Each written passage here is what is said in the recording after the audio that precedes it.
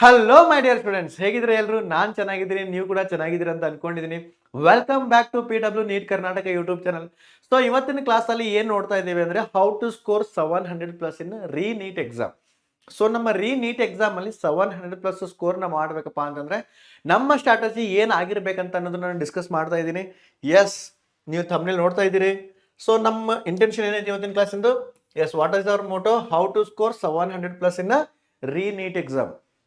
S, so ಯಾವ ಥರ physics ಓದಬೇಕು, ಯಾವ ಥರ ಕೆಮಿಸ್ಟ್ರಿ ಓದಬೇಕು, ಯಾವ ಥರ ಬಾಟ್ನಿ ಆ್ಯಂಡ್ ಯಾವ ಥರ ಝುವಾಲಜಿ ಓದಬೇಕು ಅನ್ನೋದನ್ನ ಹೇಳ್ಕೊಡ್ತಾ ಇದ್ದೀನಿ. Yes, so when it comes ಎಕ್ಸಾಮ್ಗೆ ನಮ್ಮ ಮೈಂಡ್ ಸೆಟ್ ನೋಡ್ರಿ ಯಾವ ಥರ ಇರಬೇಕಪ್ಪ ಅಂತಂದ್ರೆ, ಎಸ್, ಸೊ ನಮ್ಮ ಮೈಂಡ್ ಸೆಟ್ ಯಾವ ಥರ ಇರ್ಬೇಕು ನೋಡ್ರಿ, ಫೋಕಸ್ ಆನ್ ಅಕ್ಯುರಸಿ ಮತ್ತು ಸ್ಪೀಡ್. ಸೊ ನಮ್ಮ ಮೈಂಡ್ ಸೆಟ್ ಅಂದರೆ ನಾವು ಯಾವುದಾದ್ರು ನ್ಯೂಮೆರಿಕಲ್ ಸಾಲ್ವ್ ಮಾಡ್ಬೇಕಂದ್ರೆ ಅಕ್ಯುರಸಿ ಇರಬೇಕು ಮತ್ತು ಸ್ಪೀಡ್ ಇರಬೇಕು. ಅರ್ಥ ಆಯ್ತಾ? Yes, next follow strict discipline. ನಮ್ಮ ಮೈಂಡ್ ಸೆಟ್ ಅದೇ ಥರ ಇರಬೇಕು, ಡಿಸಿಪ್ಲಿನ್ನ ಫಾಲೋ ಮಾಡೋ ಥರ. ಸೊ ಇವತ್ತು ಓದಿ ನಾಳೆ ಬಿಡೋ ಥರ ಅಲ್ಲ.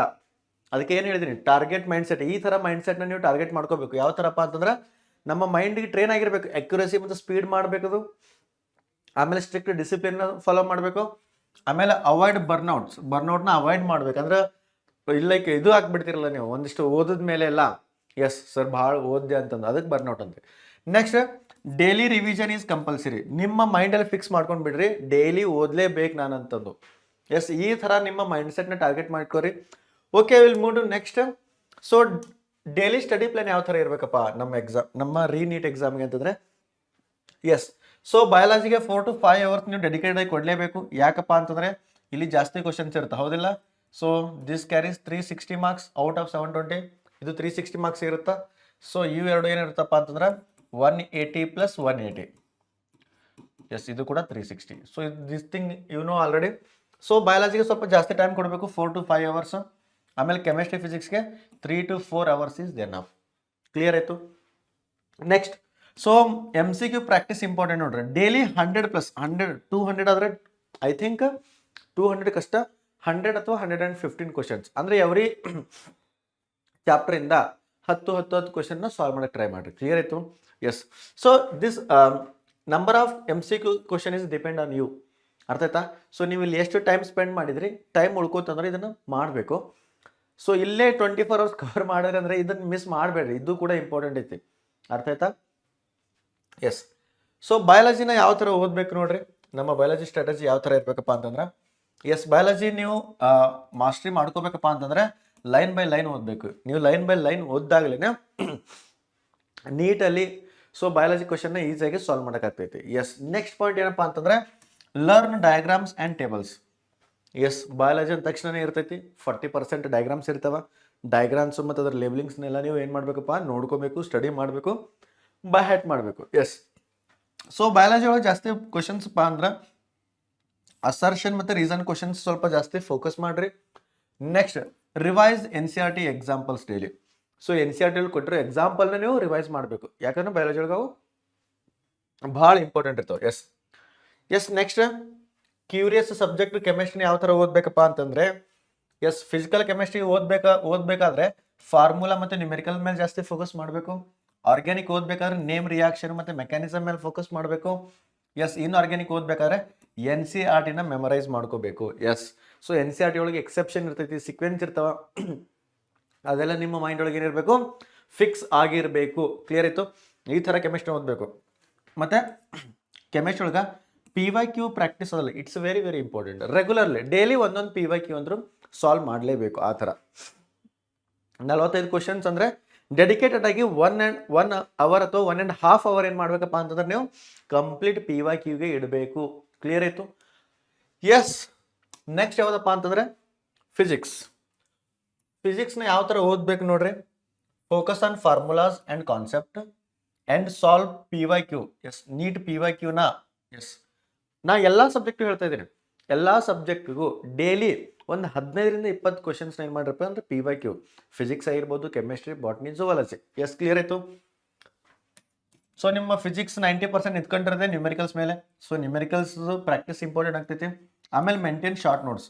So short notes for formula short notes important ಇರುತ್ತೆ. ಎಸ್, ಸೊ ಈ ಥರ ನೀವೇನಾದರೂ ಮಾಡಿದ್ದೆ ಆದಲ್ಲಿ ಫಿಸಿಕ್ಸ್ ಒಳಗೆ ಈಸಿಯಾಗಿ ಸ್ಕೋರ್ ಮಾಡ್ಬೋದು. ಎಸ್, ಫಿಸಿಕ್ಸ್ ಅಂದ ತಕ್ಷಣ ನಿಮ್ಗೆ ಏನೇನು ಬರಬೇಕು, ಫಾರ್ಮುಲಾಸ್. ಓಕೆ, ನೆಕ್ಸ್ಟ್ ಏನಪ್ಪಾ ಅಂತಂದ್ರೆ, ಸೊ ಇನ್ನು ನಿಮ್ಗೇನಾದ್ರು ಎಕ್ಸಾಮ್ ಸಮೀಪ ಬಂದಾಗ ಸೊ ಇಂಪಾರ್ಟೆಂಟ್ ಥಿಂಗ್ ಏನಾಗ್ತದಪ್ಪ ಅಂತಂದ್ರೆ mock test. So give full syllabus test weekly. ಒಂದು ವೀಕ್ ಒಳಗೆ ಅಟ್ಲೀಸ್ಟ್ ಎರಡು ಟೆಸ್ಟ್ ಆದರೂ ಆಗಬೇಕು. ಅರ್ಥ ಆಯ್ತು? ಅಲ್ಟರ್ನೇಟ್ 2 ಡೇಸ್ಗೆ ಏನು ಮಾಡ್ಬೇಕಪ್ಪ ಅಂತಂದ್ರೆ ಒಂದು ಫುಲ್ ಸಿಲೆಬಸ್ ಟೆಸ್ಟ್ ಕೊಡಬೇಕು. Analyse mistakes carefully and improve the time management. So first test ಸ್ವಲ್ಪ ಜಾಸ್ತಿ ಟೈಮ್ ಕಿಲ್ ಮಾಡ್ತೈತಿ. ಸೆಕೆಂಡ್ ಟೆಸ್ಟ್ ಬಂದಾಗ ಸ್ವಲ್ಪ ಟೈಮ್ ಇಂಪ್ರೂವ್ಮೆಂಟ್ ಆಗ್ತೈತಿ, ಸ್ಪೀಡ್ ಇಂಪ್ರೂವ್ಮೆಂಟ್ ಆಗಿರ್ತೈತಿ. ಎಸ್, ನೀವು ಜಾಸ್ತಿ ಅಷ್ಟು ಟೆಸ್ಟ್ ಕೊಡ್ತೀರಿ ಅಷ್ಟು ನಾಲೆಜ್ ಇಂಪ್ರೂವ್ ಆಗ್ತೈತಿ, ಟೈಮ್ ಮ್ಯಾನೇಜ್ಮೆಂಟ್ ಕಲಿತೀರಿ. Yes, attempt easy questions first. So first ನೀವು ಈಸಿ ಕ್ವಶನ್ಸ್ನ ಅಟೆಂಪ್ಟ್ ಮಾಡಿ OMR ಸರ್ಕಲ್ನ ಫಿಲ್ ಮಾಡಿದ್ರಪ್ಪ ಅಂತಂದರೆ, OMR ಶೀಟ್ನ ಫಿಲ್ ಮಾಡಿದ್ರೆ ಅಂತಂದರೆ ಎಸ್, ಇದನ್ನೆಲ್ಲ ಒಂದು ಸೈಡ್ ಆಗಿಬಿಡ್ತೈತಿ. ಆಮೇಲೆ we can focus on moderate and difficult questions. ಅರ್ಥ ಆಯ್ತು? ಮುಂಚೆನೇ ನೀವು ಮಾಡ್ರೇಟ್ ಡಿಫಿಕಲ್ಟಿ ಮೇಲೆ ಫೋಕಸ್ ಮಾಡಿದ್ರಿ, ಕೊನೆಗೆ ಟೈಮ್ ಸಾಲಿಲ್ಲ ಅಂದ್ರೆ ಈಸಿ ಕ್ವಶನ್ ತಪ್ಪಾಗಿ ಬಂದು ಮಾಡ್ತೀವಿ ನಾವು. ಅರ್ಥ ಆಯ್ತಾ? ಸೊ ಅದಕ್ಕೆ ಫಸ್ಟಿಗೆ ಈಸಿ ಯಾವ ಅನಿಸ್ತದೆ ಅದನ್ನು ಮಾಡಿ ತೆಗೆದು ಹಾಕ್ಬಿಡ್ರಿ, ಸೈಡ್ ಹಾಕ್ಬೇಡ್ರಿ. ಕ್ಲಿಯರ್ ಆಯಿತು? ಎಸ್. ಓಕೆ, ಅಲ್ಲಿ ಬಿಡು. Next thing revision plan. Revision plan ಯಾವ ಥರ ಇರಬೇಕು ನೋಡಿ ನಮ್ಮದು. Yes, so revision notes yes, every Sunday ನಿಮ್ಮ ನೋಟ್ಸ್ನ ರಿವೈಸ್ ಮಾಡ್ಕೋಬೇಕು. ಸಂಡೇ ಅಂದ ತಕ್ಷಣ ಹಾಲಿಡೇ ಅಲ್ಲ. ಎಸ್, ಸೊ ನೀವು ಈ 6 ಡೇಸಲ್ಲಿ ಏನು ಓದಿರ್ತೀರ ಅದನ್ನು ಒಂದು ಸಲ ಅಂದರೆ ಲೈಕ್ ಒಂದು ಸಬ್ಜೆಕ್ಟ್ 2 ಅವರ್ ಕೊಡ್ರಿ. So 2 hour physics, 2 hour chemistry, 2 hour maths, 2 hours botany ಮತ್ತು ಜುವಾಲಜಿಗೆ ಆಯಿತು. ಸೊ ಅಲ್ಲಿ ಏನು ಮಾಡ್ಕೋಬೇಕಪ್ಪ ಅಂದ್ರೆ ಈ 6 ಡೇಸಲ್ಲಿ ಏನು ಓದಿದ್ದೀನಿ ಬರೀ ಒಂದು ಸಲ ರಿವೈಸ್ ಮಾಡಬೇಕು. ಎಸ್, ಅರ್ಥ ಆಯಿತು? Yes, so 3 times revision before exam. So it's a difficult. At least minimum 2 time. ಯಾಕಪ್ಪ ಅಂದ್ರೆ ಮಾತ್ರ ಇರೋದೇ ಒಂದು ಹಾರ್ಡ್ಲಿ ಏನದಪ್ಪ ಅಂತಂದ್ರೆ 20 ಡೇಸ್ ಅದ. ಕ್ಲಿಯರ್ ಆಯಿತು? Yes, so make a formula sheet. ನಾನು ಆಲ್ರೆಡಿ ಹೇಳಿದ್ದೀನಿ ಫಿಸಿಕ್ಸ್ನ ಯಾವ ಥರ ಓದಬೇಕಂತ. ಫಾರ್ಮುಲಾ ಶೀಟ್ ಅಥವಾ ಫಾರ್ಮುಲಾ ನೋಟ್ಬುಕ್ ಮೇಂಟೈನ್ ಮಾಡೋದು ಇಂಪಾರ್ಟೆಂಟ್ ಅದ. Yes, so revise weak chapters repeatedly. So ನೀವು ಕೆಲವೊಂದಿಷ್ಟು ಚಾಪ್ಟರ್ಗಳು, ಕೆಲವೊಂದಿಷ್ಟು ಟಾಪಿಕ್ಸ್ಗಳು ವೀಕ್ ಅನ್ಸಿರ್ತಾವ, ಅದನ್ನು ಫ್ರಿಕ್ವೆಂಟ್ಲಿನೇ ಓದ್ತಾ ಇರಬೇಕು ನೀವು. ಅರ್ಥ ಆಯಿತು? ಜಸ್ಟ್ ಲೈಕ್ ಕೆಮಿಸ್ಟ್ರಿ ಒಳಗೆ ಬಂದರೆ ಇನ್ಆರ್ಗ್ಯಾನಿಕ್ಗಳು ಎಕ್ಸೆಪ್ಷನ್ ಇರ್ತಾವ. ಸೊ ನೀವು ಒಂದ್ಸಲ ಓದ್ರೆ ಅರ್ಥ ಆಗಿರ್ತೈತಿ ಮತ್ತು ಮರ್ತೋಗ್ತಿರ್ತದೆ. ಸೊ ಅದನ್ನ ಏನು ಮಾಡಬೇಕು ಅಂದ್ರೆ ರಿವೈಸ್ ಮಾಡ್ತಾ ಇರ್ಬೇಕು ಯಾವಾಗಲೂ. ಓಕೆ, ಇಂಪಾರ್ಟೆಂಟ್ ಟಿಪ್ಸ್ ಏನು ಕೊಡೋಕೆ ಇಷ್ಟಪಡ್ತೀನಪ್ಪ ಅಂತ ನಿಮಗೆ. ಎಸ್, ಎಲ್ಲರಿಗೂ ಕೊಡೋದೆ sleep 6 to 7 hours daily. Minimum 6 to 7 hours sleep important ನೋಡ್ರಿ. ಸೊ ನೀವು ಹೆಲ್ದಿ ಆಗಿದ್ರೆ ನಿಮ್ಮ ಮೈಂಡ್ ಕೂಡ ಚೆನ್ನಾಗಿ ವರ್ಕ್ ಆಗ್ತದೆ. ನೀವೇನಾದರೂ ಸರಿಯಾಗಿ ನಿದ್ದೆ ಮಾಡಿಲ್ಲ ಅಂದರೆ ಸರಿಯಾಗಿ ನಿದ್ದೆ ಮಾಡಿದ್ರೆ ಎಸಿಡಿಟಿ ಆಗ್ತದೆ. ಎಸಿಡಿಟಿ ಆಯ್ತಪ್ಪ ಅಂತಂದ್ರೆ ನಿಮ್ಮ ಮೈಂಡ್ ಓದೋದ್ರ ಬಗ್ಗೆ ಕಾನ್ಸಂಟ್ರೇಟ್ ಮಾಡಲ್ಲ, ನಿಮ್ಮ ಹೆಲ್ತ್ನ ಇಂಪ್ರೂವ್ಮೆಂಟ್ ಮಾಡ್ಕೊಳ್ಳೋದ್ರ ಬಗ್ಗೆ ಕಾನ್ಸಂಟ್ರೇಟ್ ಮಾಡ್ತೈತೆ. ಅದಕ್ಕೆ ಏನು ಮಾಡ್ಬೇಕಂದ್ರೆ proper sleeping and proper food is important. Avoid social media. Yes, so exam ಮುಗಿಯೋವರೆಗೂ ಸೋಷಿಯಲ್ ಮೀಡಿಯಾ ಮತ್ತು ಇದನ್ನು ಡಿಸ್ಟ್ರಾಕ್ಷನ್ ಏನು ಮಾಡಿರಿ, ಅವಾಯ್ಡ್ ಮಾಡಿರಿ. ಅರ್ಥ ಆಯ್ತಾ? ನಿಮ್ಮ ಇನ್ಸ್ಟಾಗ್ರಾಮ್ ಆಗಿರ್ಬೋದು, ಯೂಟ್ಯೂಬ್ ಆಗಿರ್ಬೋದು, ಇವೆಲ್ಲ ಇನ್ಸ್ಟಾಗ್ರಾಮ್ ಮತ್ತು ಫೇಸ್ಬುಕ್ ಇವೆಲ್ಲ ಏನಾಗಿರ್ಬೋದು ಅವಾಯ್ಡ್ ಮಾಡ್ತಾಯಿರಿ. ಎಸ್, ಯೂಟ್ಯೂಬಲ್ಲಿ ಬಂದಂದ್ರೆ ನೀವು ಏನು ಓದಬೇಕಾಗಿರುತ್ತೆ ಅದನ್ನು ಮಾತ್ರ ನೋಡಬೇಕು, ಯೂಟ್ಯೂಬ್ ಶಾರ್ಟ್ಸ್ ನೋಡೋದಲ್ಲ ಯೂಶ್ವಲಿ. ಅರ್ಥ ಆಯಿತು? ಸೊ ನೀವು ಯಾವುದೇ ಪ್ಲಾಟ್ಫಾರ್ಮ್ ಹೋಗ್ರಿ, ಯೂಟ್ಯೂಬ್ ಆಗಲಿ, ಫೇಸ್ಬುಕ್ ಆಗಲಿ, ಇನ್ಸ್ಟಾಗ್ರಾಮಲ್ಲಿ, ಸೊ ನಿಮ್ಗೆ ಯಾವ್ದು ಯೂಸ್ಫುಲ್ ಇರ್ತೈತಿ. ಇವಾಗ ಎಕ್ಸಾಮ್ ಸೀಸನ್ ಐತೆ, ಎಕ್ಸಾಮ್ ರಿಲೇಟೆಡ್.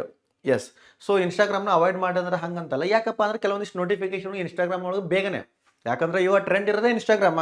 ಏನೇ ಒಂದು ಚೇಂಜಸ್ ಆದ್ರೂ, ಏನೇ ಒಂದು ನೋಟಿಫಿಕೇಶನ್ ಬಂದರೂ ಮೊದಲು ಇನ್ಸ್ಟಾಗ್ರಾಮ್ ಒಳಗೆ ಬರ್ತೈತಿ. ಹೌದಾ? ಎಸ್, ಸೊ ನಿಮ್ಮ ಸ್ಟಡಿಗೋಸ್ಕರ ಜಾಸ್ತಿ ಫೋಕಸ್ ಮಾಡಿ ಯೂಸ್ ಮಾಡಿರಿ. ಅರ್ಥ ಆಯ್ತಾ? Stay consistence every day. So ಕನ್ಸಿಸ್ಟೆಂಟಾಗಿ ಇರಬೇಕು ಯಾವತ್ತು. ಇವತ್ತು 2 ದಿನ ಓದಿ ನಾಳೆ ಒಂದು ದಿನ ಬಿಡೋದಲ್ಲ. ಅರ್ಥ ಆಯಿತು? Yes, next maintain confidence. Easy question solve ಮಾಡೋಕೆ ಎಷ್ಟು ಕಾನ್ಫಿಡೆನ್ಸ್ ಇರ್ತೈತೆ, ಅದೇ ಥರ ಡಿಫಿಕಲ್ಟ್ ಕ್ವಶನ್ ಸಾಲ್ವ್ ಮಾಡಬೇಕಾದ್ರೂ ಕಾನ್ಫಿಡೆನ್ಸಿಂದನೇ ಸಾಲ್ವ್ ಮಾಡಬೇಕು. ಅರ್ಥ ಆಯ್ತಾ? ಸೊ ನೀವು ಅಲ್ಲಿ ಕಾನ್ಫಿಡೆನ್ಸ್ ಲೂಸ್ ಮಾಡ್ಕೊಂಡ್ರಿ ಅಂದ್ರೆ ರಿಮೈನಿಂಗ್ ಕ್ವಶನ್ಸ್ ಒಳಗೆ ನಿಮ್ಗೆ ಏನಾಗಲ್ಲ ಅಂದರೆ ಕಾನ್ಫಿಡೆನ್ಸ್ ಬಿಲ್ಡ್ ಆಗಲ್ಲ. ಓಕೆ, ಸೊ ಫೈನಲ್ ನಾನು ಏನು ಹೇಳಕ್ಕೆ ಇಷ್ಟಪಡ್ತೀನಿ ನಿಮ್ಗೆ ಅಂತಂದ್ರೆ, ಎಸ್, ಸಕ್ಸಸ್ ಆಗಬೇಕು ನೀವು ನೀಟ್ ಎಕ್ಸಾಮ್ ಒಳಗೆ ಅಂದ್ರೆ ಸ್ಮಾರ್ಟ್ ವರ್ಕ್ ಮಾಡಬೇಕು, ರಿವಿಷನ್ ಮಾಡಬೇಕು, ಕನ್ಸಿಸ್ಟೆನ್ಸಿ ಆಗಿರಬೇಕು, believe in your self, keep improving daily. So 21 ದಿನ ಉಳಿದಂತ ಅನ್ಕೊಡ್ರಿ, ಲೆಟ್ ಸಪೋಸ್ 21 ಡೇಸ್ ಲೆಫ್ಟ್ ಅಂತ ಅನ್ಕೋರಿ. ಈ 21 ದಿನದೊಳಗೂ ನೀವು 21 ಟೈಮ್ ಇಂಪ್ರೂವ್ಮೆಂಟ್ ಕಂಡಿರಬೇಕು. ಲೆಟ್ ಸಪೋಸ್ ಯಾವ ಥರ ಅಂದ್ರೆ, ಸೊ ನಾನು ಇವತ್ತೊಂದು ಪೇಪರ್ನ ಸಾಲ್ವ್ ಮಾಡ್ತಿದ್ದೀನಿ, ಇವತ್ತು 3.5 ಗಂಟೆ ತೊಗೊಂಡಿನಿ ಅಂದ್ರೆ ನೆಕ್ಸ್ಟ್ ಡೇ 3 ಗಂಟೆ 15 ನಿಮಿಷ ಒಳಗೆ ಮುಗಿಬೇಕು, ನೆಕ್ಸ್ಟ್ ಡೇ 3 ಗಂಟೆ ಒಳಗೆ ಮುಗಿಬೇಕು. ಈ ಥರ ಇಂಪ್ರೂವ್ಮೆಂಟ್ ಇರಬೇಕು. ಅರ್ಥ ಆಯ್ತಾ? ಎಷ್ಟು ದಿನ ಇರ್ತೈತಿ ಅಷ್ಟು ಇಂಪ್ರೂವ್ಮೆಂಟ್ ನಿಮ್ಮಲ್ಲಿ ಕಾಣಿಸ್ಕೋಬೇಕು. ಸೊ ನೀವು ಈ ಎಲ್ಲ ಚೇಂಜಸ್ನ, ಈ ಎಲ್ಲ ಥಿಂಗ್ಸ್ನ ನಿಮ್ಮ ಸ್ಟಡಿ ಪ್ಲ್ಯಾನ್ ಒಳಗೆ ಅಡಾಪ್ಟ್ ಮಾಡ್ಕೊಂಡಿದ್ದೆ ಅದಲ್ಲಿ, ಸೊ ನೀಟ್ ಒಳಗೆ ಈಸಿಯಾಗಿ ಸಕ್ಸಸ್ನ ಅಚೀವ್ ಮಾಡ್ತೀರಿ. ಎಸ್, ಐ ಹೋಪ್ ಇದು ವಿಡಿಯೋ ಎಲ್ರಿಗೆ ಇಷ್ಟ ಆಗೈತಿ, ಎಲ್ರಿಗೆ ಅರ್ಥ ಆಗಿದೆ ಅಂತ ಅನ್ಕೊಂಡಿದ್ದೀನಿ. Yes, so all the best for your NEET exam. Will meet in next class. Take care. Bye by.